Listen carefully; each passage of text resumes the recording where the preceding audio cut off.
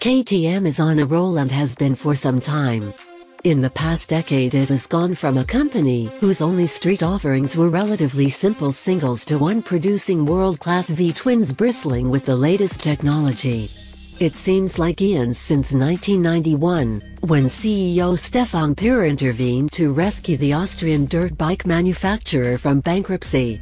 It's hard to fathom for Americans who think of KTM as the brand that Ryan Dungey races, but thanks to its partnership with Bajaj in India plus factories in Argentina, Brazil, Colombia, and Malaysia, KTM sells more street bikes than dirt bikes nowadays. For 2016, there's a new street model called the Super Duke GT. Based on the award-winning 1290 Super Duke. Called the Beast, the GT is more touring-oriented with a half-fairing, a slightly larger passenger seat, and saddlebags as standard. That sounds like a simple upgrade, and to an experienced motorcycle manufacturer like KTM, it is. But there's a whole lot more that goes into such a project, as I learned during a visit to the Austrian factory this past October. All KTM, and now also Husqvarna, projects follow the same basic protocol. After an idea is conceived, KTM's product development team turns over the project to their counterparts at Kiska, located not far from Mattighofen in Anif, a suburb of Salzburg. Led by founder Gerald Kiska, this design firm just celebrated its 25th anniversary, and with a collaboration going back 23 years, KTM is one of its oldest clients. So intertwined are the two companies that KTM Technologies occupies the rear third of Kiska's stylish new offices, though the former is slated to move back across the parking lot to the latter's old offices in the near future. I visited Kiska the day before my GT test ride and was shown around by marketing coordinator Rebecca Widdison.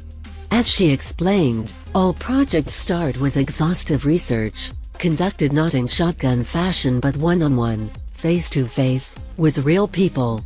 Showing us the storyboard for the KTM Duke Lightweights as an example, her associate Verena Olschnager explained that they actually stopped young people in the street to ask them what they wanted in an entry-level motorcycle. Another timeline detailing KTM's acquisition of Husqvarna started with Pür's phone call, progressed through BMW loses focus, and ended in the motto "The Pioneers of Motocross." This sort of research helps influence the direction future products will take. That process was pretty straightforward with the GT. The mission statement, according to Kiska senior designer Christoph Taubel, was to keep the Super Duke's DNA while adding comfort.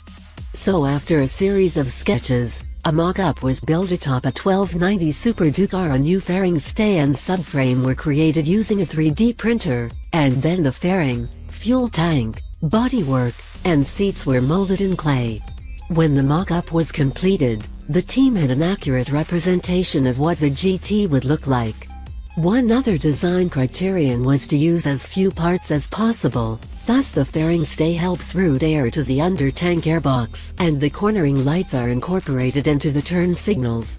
The Kiska designers aren't content to design simple parts when there is a possibility of making something more attractive. So where the space between the rider and passenger seat might ordinarily be filled by a nondescript plastic insert, Kiska spec'd a billet aluminum piece with a KTM logo. Not every such part makes it into production, however, always we battle with the engineers, because the best function is not always the best design, Taubel says with a laugh. I think that's one of the big difference with KTM bikes. The designers work very closely with the engineers and try to inspire each other. With the GT scheduled to debut at the EICMA show in Milan in mid-November and to hit US dealerships in May of 2016, specifications had yet to be finalized at the time of my visit. Mechanically, not much has changed from the Super Duke R, but it's noteworthy that for 2016 all models must meet 4 Euro emissions standards, which require reduced mechanical noise and a California-style evaporative fuel canister. The GT also incorporates a few lessons learned during development of the 1290 Super Adventure, including reshaped combustion chambers that optimize charge swirl, narrower intake ports that smooth throttle response at low RPM, and new connecting rods with improved bearings. The clutch is also 10% stronger to allow extended high-speed running. A new straight-through muffler with an internal flapper valve helps boost low to mid-range torque while still meeting noise standards. Like the Super Duke R, the GT boasts all of the latest electronic rider aids, chief among which is Motorcycle Stability Control (MSC). Developed in cooperation with Bosch, this incorporates cornering ABS, traction control, wheel eye and rear wheel lift mitigation, hill hold assist, and probably a few other functions I'm forgetting. We decided to work exclusively with Bosch instead of also with Continental, because they are both really big companies and KTM is comparatively small, explains Gerald Matchell, KTM Vice President of R&D in charge of street development. A lot of know-how is developed on both sides, and because we work only with Bosch, they are much more open. Otherwise there is always the fear to transfer some know-how from one to another. The GT's MSC is similar to that employed on the Ducati Multistrada, with some subtle differences. Namely, when you select one of the 3 ride modes, rain, street, sport, the engine power, traction control, and the damping in the WP semi-active suspension will change simultaneously. Should you desire street ride mode with sport suspension, for example, you must first select the former and then the latter. We were thinking to be able to change the levels up and down, but we found it much easier for the customers to give them the 3 different modes, Matchell explains. Many of them get lost if you give them too many things to work around. Both the traction control and the ABS can be turned off, but only at a standstill, while the ABS can also be turned halfway off, as there is a supermoto setting that disables the rear. If you don't know why that is, this is probably not the bike for you. At the very least, it's not the setting for you. The WP semi-active suspension also improves upon that of other manufacturers by having 4 preload settings instead of just 3, again only adjustable at a standstill. There's also something called a motor slip regulator (MSR), which as Matchell explains is basically the reverse of traction control. While the GT has a mechanical slipper clutch that counteracts back torque during downshifts, that only works when the road surface has a high coefficient of friction.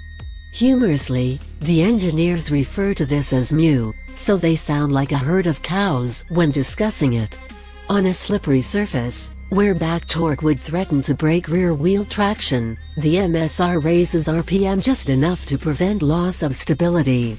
So, yes, the engine is accelerating slightly while you're decelerating.